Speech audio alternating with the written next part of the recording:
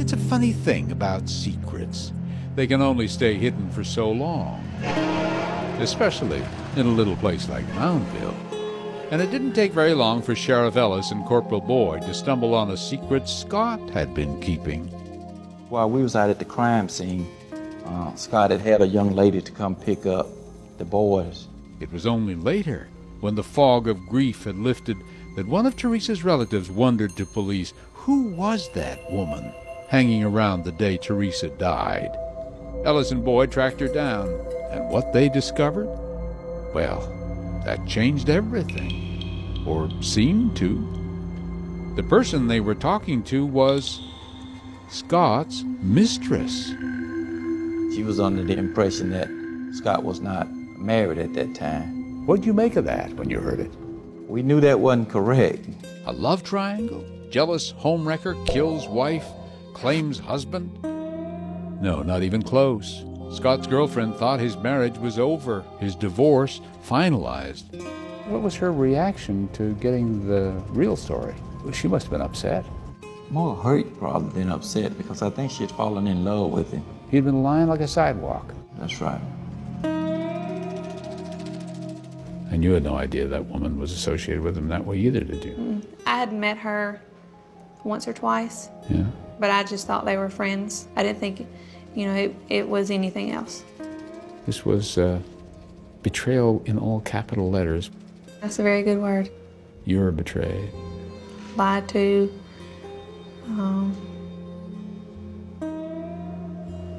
Taken advantage of in a way. Kelsey may have been surprised, but Teresa's mom and sister, they knew better, because this wasn't Scott's first dance with infidelity. Oh no, there had been others. In fact, Scott and Teresa divorced during one of his affairs. That was just after Kelsey was born.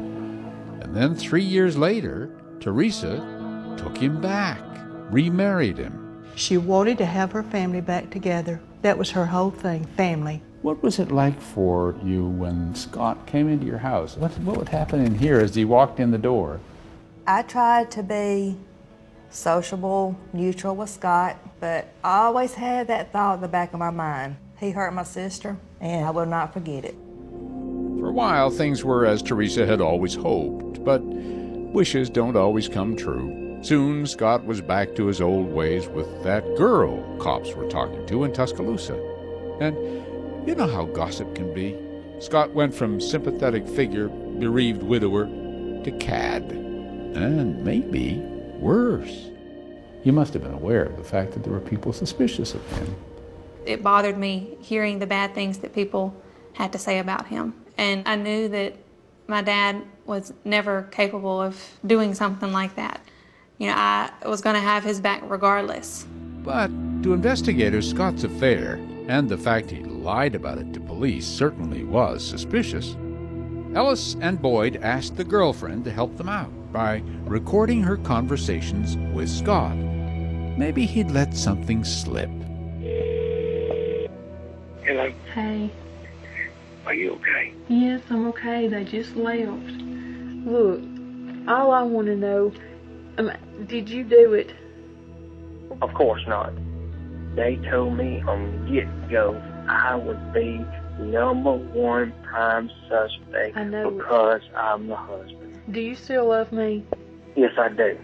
If you did have anything to do with her dying, was it because you loved me? I didn't have nothing to do with it. No. I had nothing. My hands are clean as they can be. So, infidelity? Yes. Murder? Didn't sound like it. We could prove that he was an adulterer, but, we was trying to prove the murder. Guess there's no crime against being a lying sack of you-know-what, huh? Yeah. It's not against the law to have a mistress. So now the corporal and the sheriff reverted to standard procedure. They followed up every tip, tracked down every tenuous lead, knocked down rumors.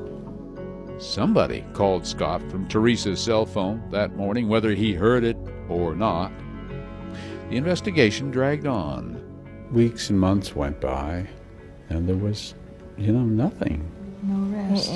You have no idea how that anger will get the best of you, not knowing who done this, And you want the person that done this to be punished for it. Kelsey took on the most difficult job of her life. At 17, she stepped into her mother's shoes, defended her father, tried to maintain something of a normal life for her little brothers. Me trying to fill my mother's shoes, those are some big shoes to fill. I just felt like it was my responsibility to help my dad take care of my family. So you were able to continue to have a relationship of trust with your father. Right. He was there for you guys. Yes. He tried to be strong for us so, we wouldn't have a breakdown. By the first anniversary of Teresa's death, there was still no arrest, and the story was old news. So Teresa's mother plastered this poster on doors and windows and telephone poles all around Moundville, hoping it would help dislodge some clue. And then the weirdest thing happened. We found out that just about as quick as we were putting posters up, they were being taken down.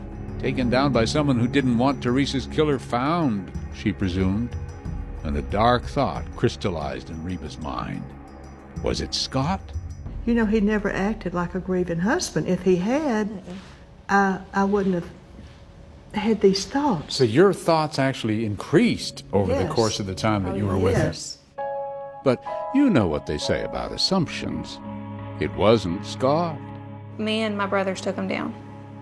At first, I was okay with it, but once they put the posters up and everywhere I went, I saw my mother's face. It just drove me crazy. It broke my heart seeing her face splattered all over these posters.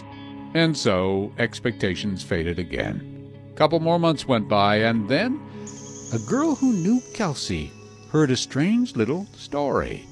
Overheard it, actually. A guy saying he saw someone with a gun on a dirt road around the time Teresa was killed. Did she associate it with this crime? Well, she knew that Miss Teresa was killed down that way, so she just reported it. Was this the break they were looking for? Well, we can tell you this. The tip led to real flesh and blood. In fact, to a quite literal snake in the grass.